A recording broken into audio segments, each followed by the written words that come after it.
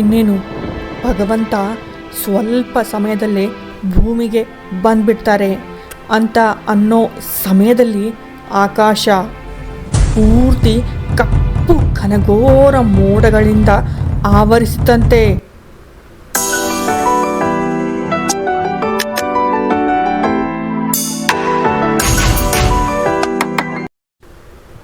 ನಮಸ್ಕಾರ ಸ್ನೇಹಿತರೆ, ಶ್ರೀಕೃಷ್ಣರು ಜನ್ಮಿಸಿದ ಆ ಸಮಯದ ಬಗ್ಗೆ ಇಲ್ಲಿ ಹೇಳಲಿದ್ದೇನೆ. ನಾನು ಹೇಳುವ ಪರಿ ಹೀಗಿರುತ್ತದೆ, ನೀವು ಇಮ್ಯಾಜಿನ್ ಮಾಡಿಕೊಳ್ಳಿ. ನಾನು ಹೇಳ್ತಾ ಇದ್ದನ್ನು ನೀವು ಕಲ್ಪನೆ ಮಾಡಿಕೊಳ್ಳಿ. ನೀವು ಅಲ್ಲೇ ಇದ್ದಿದ್ದೀರಾ ಅಂತ ಅನಿಸುತ್ತೆ. ಸ್ನೇಹಿತರೆ, ಶ್ರೀಕೃಷ್ಣರು ಜನ್ಮಿಸುವ ಸಮಯದಲ್ಲಿ ಘನಘೋರವಾದಂತಹ ಮೋಡಗಳು ಆವರಿಸಿದವು.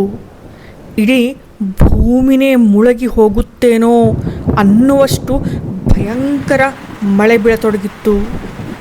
ಯಮುನಾ ನದಿ ತುಂಬಿ ಉಕ್ಕಿ ಹರಿಯತೊಡಗಿತ್ತು. ಇನ್ನೇನು ಶ್ರೀಕೃಷ್ಣರು ಜನ್ಮ ತಾತಾರೆ ಅನ್ನುವಷ್ಟರಲ್ಲಿ ಕಾರಾಗೃಹದಲ್ಲಿದ್ದಂತಹ ಆ ಸೈನಿಕರೆಲ್ಲ ಮೂರ್ಛೆ ಹೋಗಿ ಮಲಗಿಬಿಡ್ತಾರೆ. ಕಾರಾಗೃಹದಲ್ಲಿದ್ದಂತಹ ಎಲ್ಲ ಬಾಗಿಲುಗಳು ತಾನಾಗಿಯೇ ತೆರೆದು ಬಿಡುವವು. ಶ್ರೀಕೃಷ್ಣರ ಜನ್ಮಿಸುವ ಸಮಯ ಹತ್ತಿರ ಬಂದಿತ್ತು. ಮಧ್ಯರಾತ್ರಿಯ 12 ಗಂಟೆಯಾಗಿತ್ತು. ಭಗವಂತ ಭೂಮಿಗೆ ಬರ್ತಾರೆ. ವಸುದೇವರಿಗೆ ಮಾಯೆ ಆವರಿಸುತ್ತದೆ. ಅವರಿಗೆ ಗೊತ್ತಿಲ್ಲದೇನೆ ಅವರು ಮಥುರಾದಿಂದ ಗೋಕುಲಕ್ಕೆ ಹರಿಯುವ ಯಮುನಾ ನದಿಯಲ್ಲೇ ಹೋಗ್ತಾರೆ. ಅವರು ಹೋಗುವಂತಹ ಆ ನದಿಯಲ್ಲೇ ಮುಳುಗಿ ಬಿಡ್ತಾರೇನೋ ಅನ್ನುವಷ್ಟು ಆ ನದಿ ಮೇಲೆ ಉಕ್ಕಿ ಹರಿಯುತ್ತಿತ್ತು.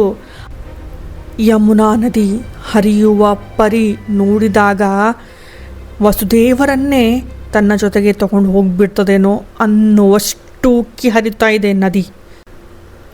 ಪರಬ್ರಹ್ಮ ಭಗವಂತನ ಜನ್ಮ ಆದ ದಿನ ಬುಧವಾರದ ದಿನ ಮಧ್ಯರಾತ್ರಿ 12 ಗಂಟೆಗೆ ಭೂಮಿಗೆ ಬಂದರು. ರೋಹಿಣಿ ನಕ್ಷತ್ರದಲ್ಲಿ ಅವರ ಜನ್ಮ. ರೋಹಿಣಿ ಇವರು ಚಂದ್ರದೇವರ ಪತ್ನಿ. ಬುಧ ಇವರು ಚಂದ್ರದೇವರ ಪುತ್ರ. ಚಂದ್ರವಂಶಿಯಾಗಿ ಜನ್ಮ ತಾತಾರೆ. ಇದಕ್ಕೆಲ್ಲ ಕಾರಣವಿತ್ತು. ಚಂದ್ರದೇವರ ಆಸೆಯಾಗಿತ್ತು. ಮತ್ತು ಅಷ್ಟಮಿ ತಿಥಿಯಲ್ಲಿ ಜನ್ಮ ಆಗಲು ಕಾರಣ ಶ್ರೀಕೃಷ್ಣ ಶಕ್ತಿಯ ಪ್ರತೀಕ, ಶಕ್ತಿ ಸಂಪನ್ನ ಪರಬ್ರಹ್ಮ ಇವರು.